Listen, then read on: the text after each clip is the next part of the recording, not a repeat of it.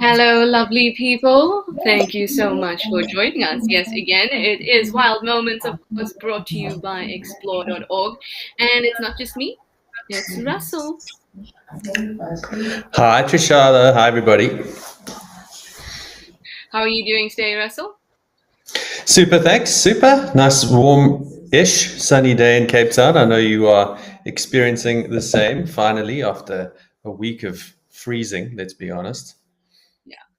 I mean, sunny, yes, but it could be warmer. Let's be honest. It Yes, could be warmer. it definitely could It be. could be There's warmer, at least two layers like going on here, so yes. exactly. Well, I hope that all of you are well also, and we all say hi, and we hope that you are nice and warm, like us. And we have some special things planned for us today. Obviously, you know, Wild Moments means that we go through the week and look at some of the greatest moments that we've had. And this week, we're going to focus on the Felids, starting off with some, let's actually start off with some hellos because I know that all of you like to say hello quite a bit, but it appears that there are no hellos. Okay, never mind then.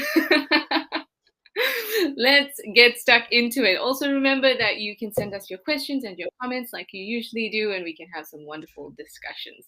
So, we're going to start off with one of my favorite cats, if I could say favorite. I should never use that term, but they're spotty.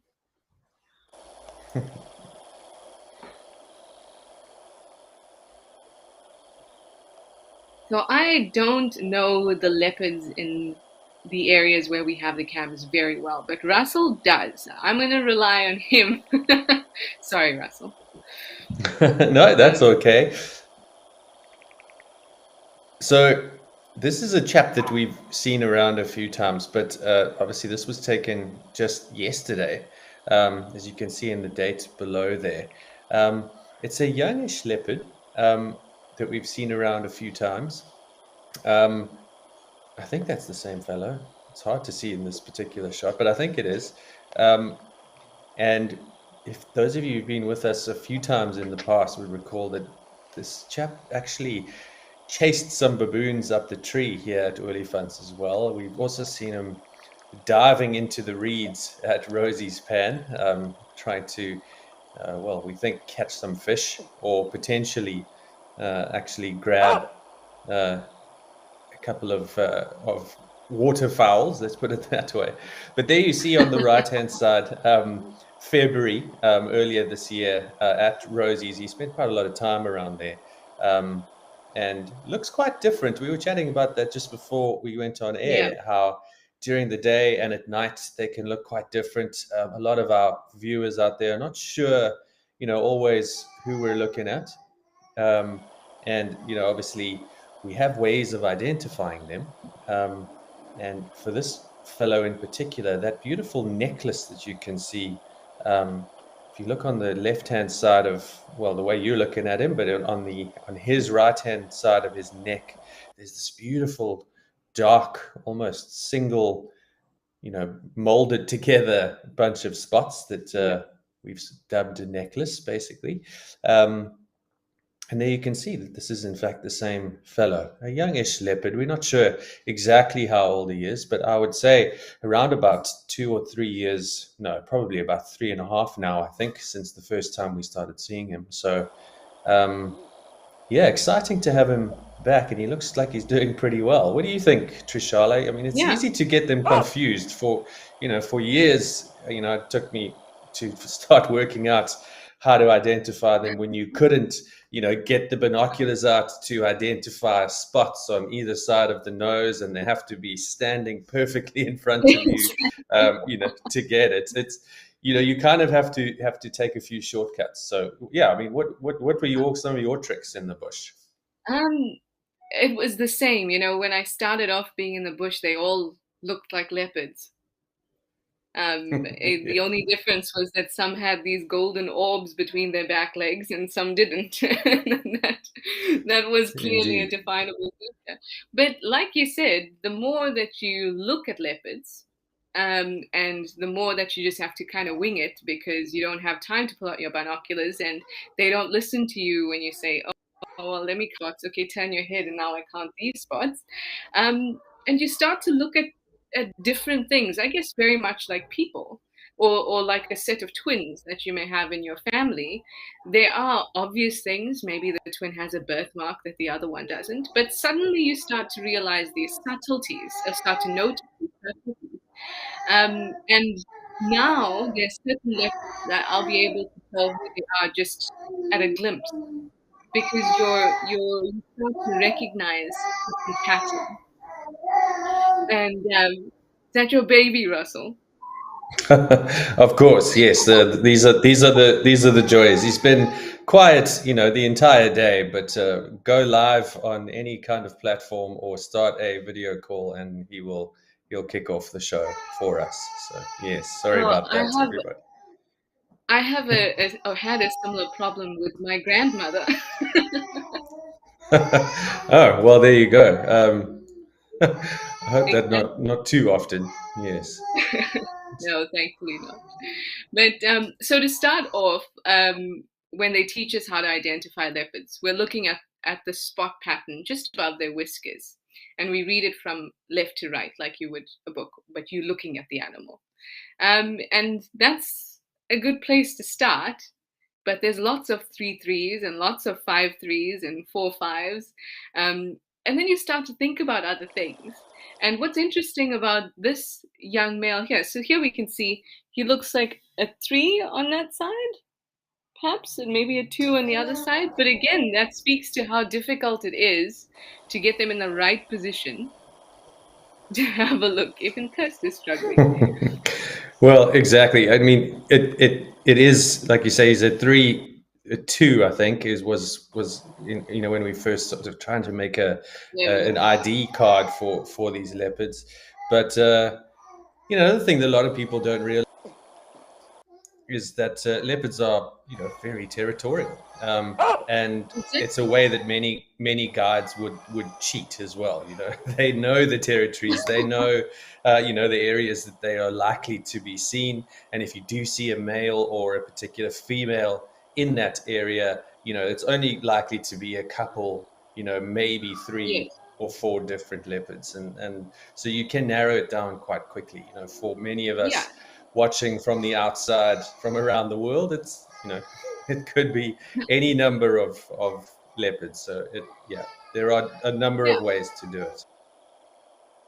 And we use a combination of these things, maybe a particular pattern, maybe the ears, the territory, the size, the sex, to be able to figure out who it is. But it comes naturally after a little bit. It does, like anything, just takes practice and time. But like I said, even then, you still make mistakes, and doing it from Yeah, home, with the cameras, not always perfect resolution, whether it be at night or at day. It can be quite difficult and easy to confuse them. But again, in this area on that camera, we tend to see basically this young boy and, well, our next leopard that we're going to see, I think, later on in our show. And those are pretty much the only two males we really see in that area. And again, that's, a way that you can cheat a little bit. exactly. And then he looks in great condition. When you said that he's probably what, 2.5, that's exactly what he looks like. He's got these big bright eyes, and his skin's not hanging too much. No, and he doesn't have any of the real battle scars yet, that so many of the older chaps get, the leopards, Yeah, lions, cheetah, even, they all, as they get older, tend to have these scars. yeah. We finally have some hellos. Where were all of you when I asked for your hellos earlier? But we have good morning from Virginia, USA. That's from Stephanie. Hi, Steph. And Aussie Jan too. Thanks for joining us again. You say, "Am I on time? You're just brewing some coffee." You are right on time. May Blossom, hi. You say hi, and we say hi too. Mary Momo, good day to Trishala and Russell. Good day. Ooh, there's a few. You're gonna have to bear with me. Lisa White says, "Good day from a beautiful green Washington state." Ah, Very nice. And Rolling Trouble, hi. Thanks for joining us again. You say hi, Trish and Russell, again from Washington State. And Bob from Kalamazoo. I love to say that. A good day to Russell and I as well. Kathy Barton says hello to us as well, Russell. And Rolling Trouble finally says, oh, he is stunning in that light. And I'm sure he's not talking about you, Russell. No, I'm certain. But thank you, Trishala, for the vote of confidence. As stunning as Russell may be in this light, Rolling Trouble, I Maybe he was think talking our about the young guitars. It could have been the guitars. Yeah. certainly.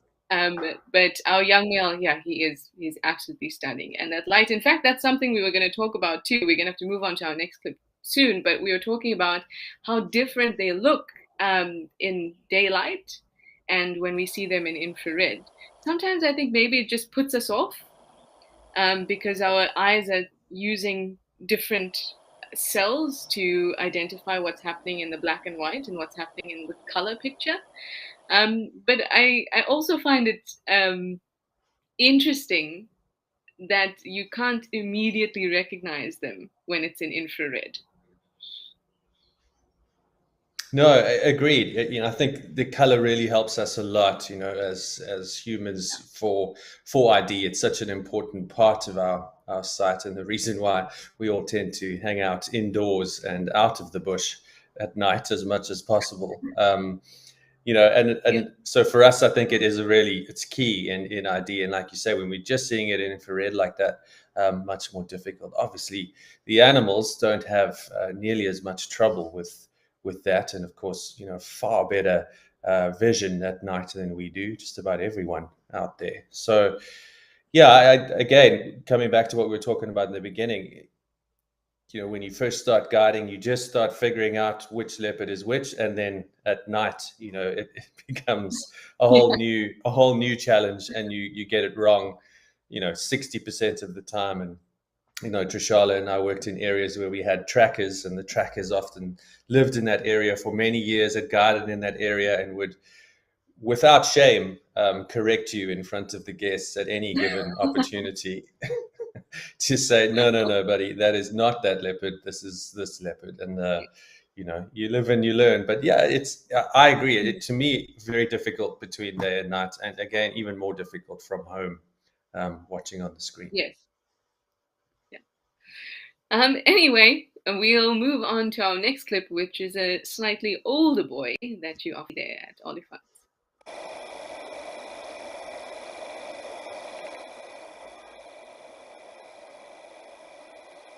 Yeah, so So this you guy can we already. dubbed the Willie Sorry, Funt's go for it, male. Russ. Yeah, no, no, sorry.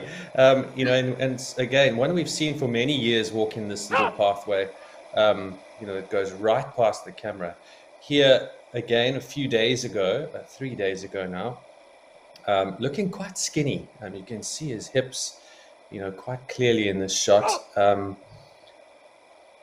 Looks like he stood on a thorn there for a moment. Yes. But yeah, looking quite skinny, which, look, I mean, he is older. I don't know exactly how old he is. He's been around as long as I've been with Africam, and we've seen him many times. This, of course, was in June, where he looks much healthier, like he had a meal or two recently. So hard to say, Trishal. I mean, I know you worked in an area where, I often tease James about it too, where basically leopards fell out of trees as you were going on game drive. I was not so fortunate when I first started guiding. I mean, for you, something I've always noticed about the cats and leopards in particular, is how resilient they are. When they're going through a bad patch, how quickly they can recover and do recover, if and when they get a meal. Yeah. And it's sometimes as simple as one meal. You see a leopard one night, and then the next night, suddenly they look in great condition again. It's remarkable how quickly that transformation seems to happen. Yeah, I mean, we had one, and maybe our viewers who've been with us for a while can remind me, but we had a leopard that we had on camera. I think it was a Naledi, who was really badly injured. He had a huge gash on his leg. I think it was actually a female. And, it looked like for all money that would be a fatal wound. And within months, that whole flap of skin had healed up. And now there's just a vague scar, which just helps with ID, but just a vague scar of what was left in that severe injury. But I'm always amazed how quickly they can recover. Yeah. Speaking of scars and identifying them with scars, Kes, can we just go back to that comparison of the day and night shot of this leopard? Because scars are a great way, and those battle scars that Wes was talking about earlier, a great way to identify leopards. But obviously they heal. But sometimes they can leave quite prominent scars. So if you have a look at this guy, um, the ear, his left ear, is really, I mean, it's been through a lot. And those types of injuries, especially where a chunk gets taken off, and ears are particularly susceptible to that, those type of injuries are a great way to ID leopards, because you know that there's a notch in this ear, and that also helps you along. Yeah, I agree that I think the ears are a little bit more indicative. If you look at the one on the right here, he's got a little scar around his nose, in Mm. this shot, um, and you would think that in that sort of instance, that's something that could heal quite easily, and the fur or hair grow back again, and then that would no longer be an easily identifiable feature, let's say. Mhm. But I'm with you with the ears. Of course, a nice notch out the ear is not going to grow back. The only issue is, of course, as they get more and more of those kinds of scars, those they can change over time. But it Yeah, is, yeah, obviously a very handy way of IDing any animal in the wild, really. yeah. When it comes to hyenas, that's really one of the ways we ID them, because they always seem to get into some trouble that takes a bit of the ear off. Gigi, hi Gigi, you have a question. You'd like to know: do leopards ever die of old age, or do they usually get killed by other predators in the end? Hmm. You want to tell them the sad truth, or should I? Let me start by saying that I have known some old leopards in my time. Some, as old as 15. But they I don't know of a leopard that has died of old age. I know of leopards who are not able to recover because of old age. But dying of old age is not something that usually happens in the wild, unfortunately. Have you known any animals to die of old No, age? Predators, sadly, no. particularly. Yeah, it's a very sad realization for me too. As a naturalist, and a guide, when you follow these animals for many moons, seasons, years, sometimes, and feel like you become a part of their life.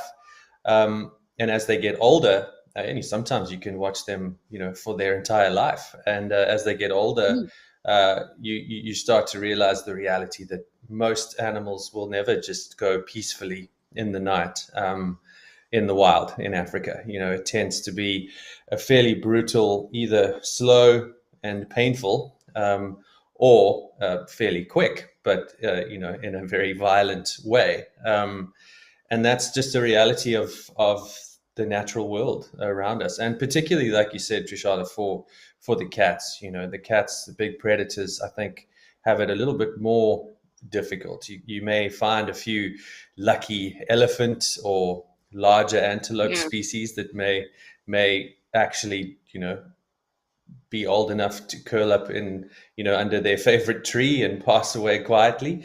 But yeah, certainly for cats, I've never seen that, and I think it's generally a pretty rough end for any of them. Yeah, I mean but it's also part of the ecology. They're scavengers and things like that. It feeds back into the system. So I try to remember that it's not all gloom and doom, but when you get attached to these animals because you spend time, it can be obviously sad. No, Um, exactly. It's just a part of life, part of what you have to yeah, understand. And we again chatting with James, and I think you and I've also spoken about it. When you're in a sighting and you're watching something, hunting something, you're often rooting for the predator, and yet it's really quite sad. Someone's going to have yeah, to lose their life to feed somebody else, and so it goes. As you say, it's all part of the cycle. yeah. Sarah has an interesting question. She'd like to know if we can tell her if leopards inherit spot patterns from their parents, because the Rosie's pan female has a female cub, and would we be able to tell who her father was from her spots? What do you say? It's a very good question, but as far as I know, and certainly all the info I've ever read, they are unique to each individual. So, you may have, let's say leopards that are slightly more orange in color, some that are slightly more yellow or light golden color, perhaps. Trishali, you would probably know better than me in that regard, but I think certainly in terms of their spot patterns all over their body, unique to each one. And yeah, it's just luck of the draw, which where those spots turn up and who influences you more, but it's going to be uniquely your pattern. Yeah. Yeah, I completely agree with you. And the way that spots develop is quite complex, like chemically, and it is random. So while there might be some, obviously it's sharing genetics, like, from each parent, but the mechanism to produce spots is said to be random. Um, Obviously there's certain places that have darker spots, or there's the pattern of spots that come down. um, there's certain patterns that persist, but the actual spot is it should be random, at least as far as we know. Always leave room for what will be discovered in the next couple of years.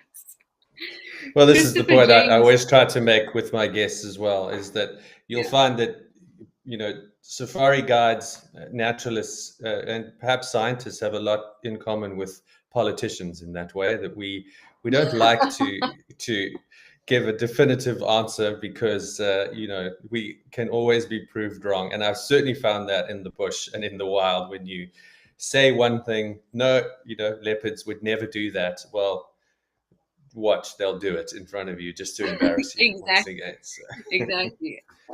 Yeah, I learned very quickly that the words always and never do not fit in biology or science. indeed, Christopher James indeed. says, I am such a cat person. I would get mauled trying to pet them. I'm not sure if we can comment on your comment, Christopher. Um, I mean, you can always try. And then finally, we have Pat, who says, would elephants be an exception to, I suppose, the old age question, since they really have no predators?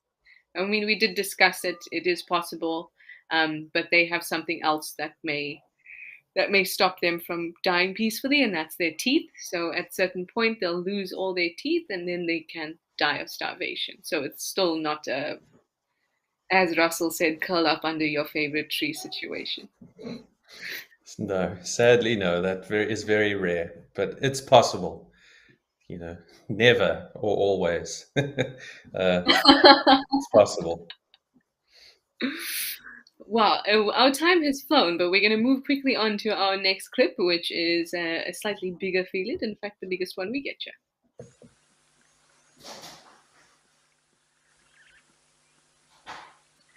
So this is the Takazile pride that's having a drink.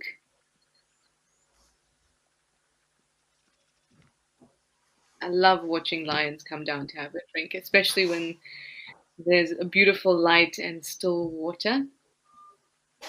Makes for a great picture.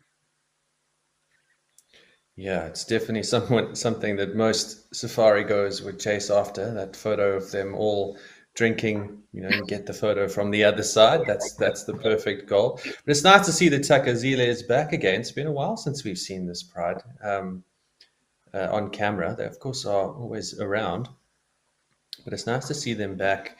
It seems like they have a very large territory that they utilize, but yeah, it's nice to have them back and around. Oh, they seem like quite a large pride. Yeah, I think at one point they were around 25 actually within the pride. And I'm not sure, what's happened since then. I mean, obviously, this is certainly not 25 that we can see Yeah. here. And, many of our viewers would know that prides do splinter and and split from time to time, and they can actually rejoin again. Um, Sometimes they split permanently. So I'm not sure exactly what's happened here, but yeah, really nice to see them hanging around because normally that means we get them hanging about on the various cameras for at least a few days, which is always fun. Oh yeah, that's lovely. Um, so I heard, so like I said, I'm not very familiar with this pride, but that one of the young males was killed recently in a gory takeover incident. Um, and you can, if you want, but I will warn you that it is quite gory. But you can go over to the Sausage Tree Camp's Instagram page, and you can have a look if you like. I mean, it happens with Yes, lion takeovers. Yeah, the young as you male say, was it is gory though, so be careful if you do go for that. yeah, It's hard to watch for some people. I think for everyone really. But again, part of the realities of lions. Apparently, in two new males that are moving into the area, and causing some trouble. And of course, that means that normally the first two are going to be threatened from the resident pride would be these young sub-adult males. And it sounds like it was one of them that sadly met their untimely end. yes. Again, one of those things that we have to accept the way things work in a natural system, or in a wild system rather. And it's important for males that are coming in that want to secure their place in the pride and want to have their own cubs. Um, why would they want to take care of cubs sired by the overthrown coalition? And so it makes sense in a very, very clinical, logical way. And unfortunately, it comes with this kind of behavior. But I know we just have a few minutes, but I really want to show you a clip because I really, really, really like African wildcats. So let's go ahead and see it. Squeeze it in. Why not? Exactly. Look at it.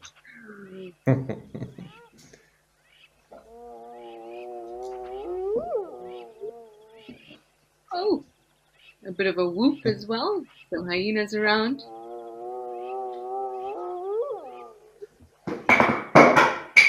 So you can obviously see that it looks very much like your domestic house cat, and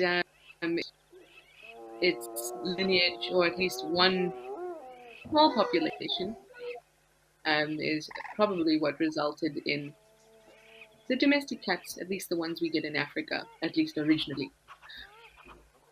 And off it goes. Oh, so sweet. They are very Have you sweet, ever though. They're very, very sweet. have you seen one in the wild, Russell?